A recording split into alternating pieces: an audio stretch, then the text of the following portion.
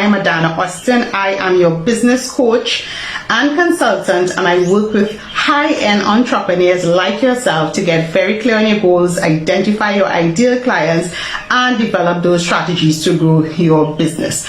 And what I love to do is to come on live and really give you some tips, some resources, and some nuggets for you to implement in your business, right? Because a lot of times there are just some minor changes you might need to do in your business which can move you from earning $100 to earning $500. And these are the things I like to come and talk to you about so that you are aware of what. Thank you, Harold. So that you are aware of exactly what you may be missing or what you may need to do in your business. And today is no different. Today I want to talk to you about your unique selling proposition. What does that mean? I know that you've heard this over and over again. If you've been in business for a while, I know you've heard this term. But let's really talk about what that means for your business. The thing is, and the truth is that we are in constant competition, right? We can't get away from that. Whether you decide to show up on social media, whether that's LinkedIn or Facebook or Instagram or TikTok, whether you're getting interviewed on TV, whether you have a blog, whether you're sending out emails to your audience, the truth is there is someone out there who is doing exactly what you're doing or close to what you are doing, right? And it's very easy for your message to get lost in the noise. And it's not about your product being inferior or your pricing not being the right price or anything like that. It may have absolutely nothing to do with that. But what you may consider, what you may have to think about is, how am I positioning myself to be unique? How am I positioning myself to be the expert in a particular thing or the expert solution for a particular challenge? A lot of times when entrepreneurs start their business, they tend to want to serve everybody because there's a fear that if I don't serve everybody, I'm going to miss out on business, right? People are not going to buy from me. But the truth is that the more that you niche down, the more that you get specific about who you want to serve, the easier it will be for you to attract your ideal clients and solve their particular challenges. So when you're thinking about how can I make myself unique? How am I making myself unique in this space, right? You want to think about your ideal clients. Who exactly do you want to serve?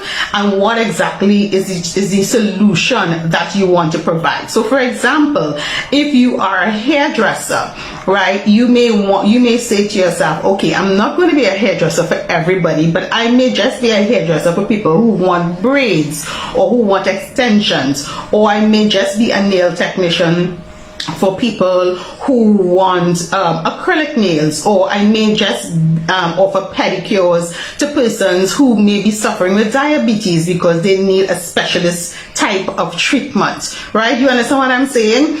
You want to specialize in something. Or if I'm going to be a VA, then maybe I'm a VA who specializes in email marketing, or a VA who specializes in social media management, right? Or a VA who specializes in project management. There are so many different things. And what that does and what that says to your audience is that you are professional and an expert at this one particular thing, right? You don't want to be a generalist. You want to be a specialist as much as you can. You want your ideal clients to come to you for a specific solution.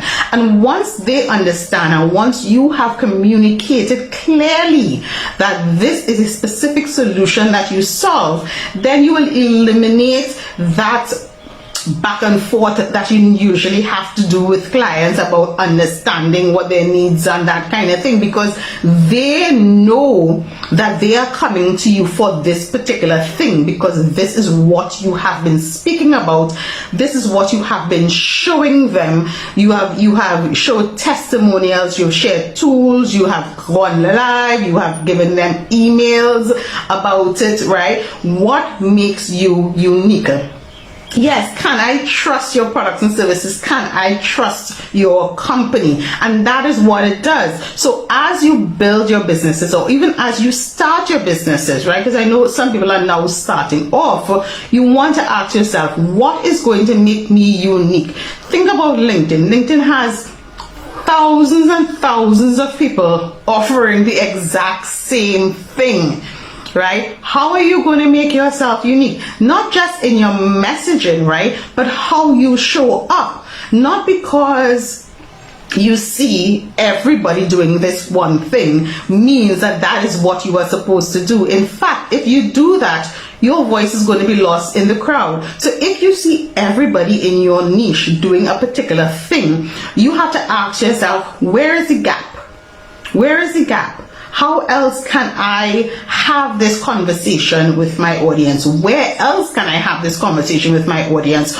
Or what is not being shown to them? Or what is not being taught to them, this particular audience, that I can now step into that gap and be that person who can do this thing. I always tell people, even though like I am a business coach, right, there's certain aspects of business building that I don't do. So for example, I don't position myself as the business coach who's going to write your business plan. I can guide you, but I'm not going to do that. I'm also not the business coach who's going to talk to you about advertising, right? Doing ads on social media. That's not my forte, right? There are business coaches who deal specifically with that. As a business coach, I deal specifically with your marketing strategies, right? Specifically your email marketing, your content marketing, and your video marketing, right?